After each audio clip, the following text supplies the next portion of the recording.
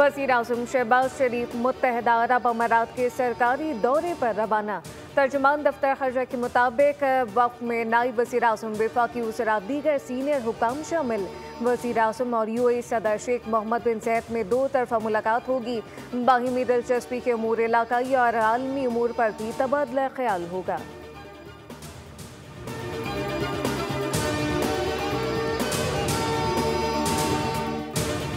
Pakistan stock market में आज भी रिकॉर्ड पर रिकॉर्ड। ट्रेडिंग के दौरान 100 इंडेक्स में 1000 से ज़ायद पॉइंट का इजाफा। इंडेक्स पहली बार 1,25,000 की सतह अबूर कर गया।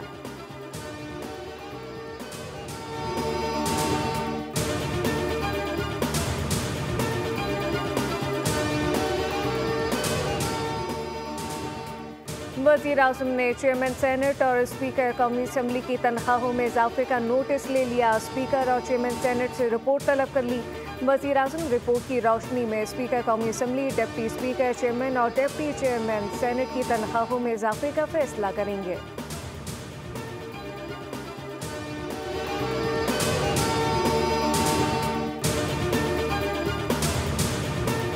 स्पीकर और चेयरमैन सेनेट की तनख्वाहों में भारी इजाफा, हुकूमत भी शर्मा गई। वज़ीर दिफा ख्वाजा आसिफ ने तनख्वाहों में हालिया इजाफे को माली फाहशी करार दे दिया। स्पीकर कौमी असम्बली और चेयरमैन सेनेट की तनख्वाहों में इजाफे की शदीद मुखालफत, तनख्वाहों पर मोहर शर्मिंदगी लगा दी। कहा कि आम आदमी की ज़िंदगी को जहन में रखा जाए, हमारी तमाम इज्जत आबरू इनकी मरहून मिन्नत है।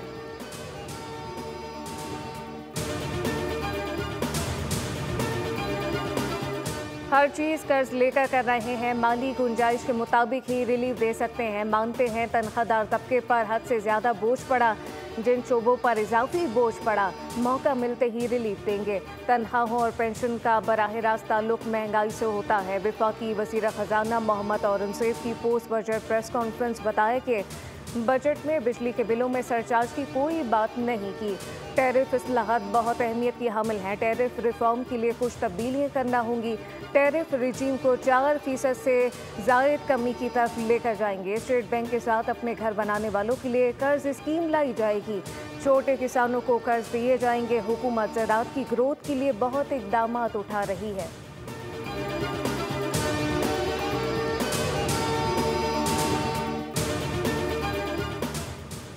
तिजारत जीत गई, नजरियात हार गए। अमरीकी सदर का एक और यू टर्न, कहा कि अमरीका और चीन के दरमियान डील हो गई, जबकि अमरीका चीन से नायाब धाते मादनियात दरामद करेगा।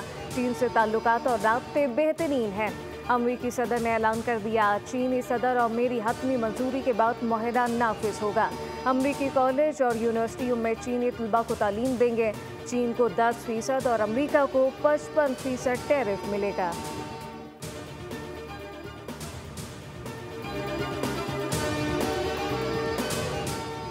जौहरी मुआहदा न होने पर अमरीका ने हमला किया तो अमरीकी अड्डों को निशाना बनाएंगे। ईरान के वज़ीर दिफा ने अमरीका को सख्त अल्फाज में खबरदार कर दिया। कहा कि उम्मीद है कि नौबत वहाँ तक नहीं पहुँचेगी और मुज़ाकरात के मुस्बत नताइज सामने आएंगे। लेकिन अगर ऐसा हुआ और ईरान पर जंग मुसल्लत की गई तो दुश्मन के नुकसानात ईरान के मुकाबले में कहीं ज़्यादा होंगे। हमले की सूरत में अमरीका को इस खत्ते से निकलना पड़ेगा।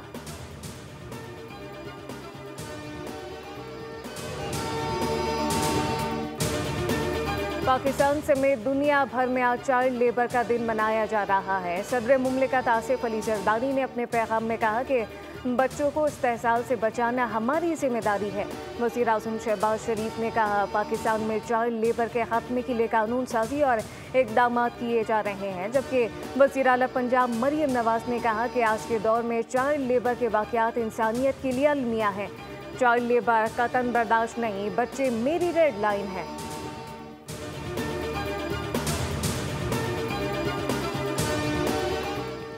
मुल्क के बेशतर इलाकों में गर्मी आज भी बरकरार रहेगी। शाम तक मैदानी इलाकों में तेज़ गर्द आलूद हवाएं चलने का इम्कान। खैबर पख्तूनख्वा, खित्ता पोटोहार, कश्मीर और गिलगित बल्तिस्तान में बारिश मुतवक्के।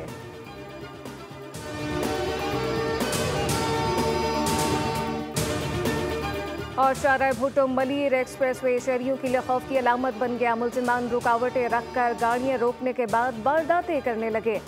मुसल्लह मुल्ज़िमान मुसाफिरों से कीमती सामान लूट कर फरार हो जाते हैं। वारदात से बाल बाल बचने वाले शहरी ने सब बता दिया। कहा कि लाइसेंस याफ्ता असलहे से दिफा करके वारदात को नाकाम बनाया। एक्सप्रेस वे पर सिक्योरिटी गश्त में इजाफा किया जाए।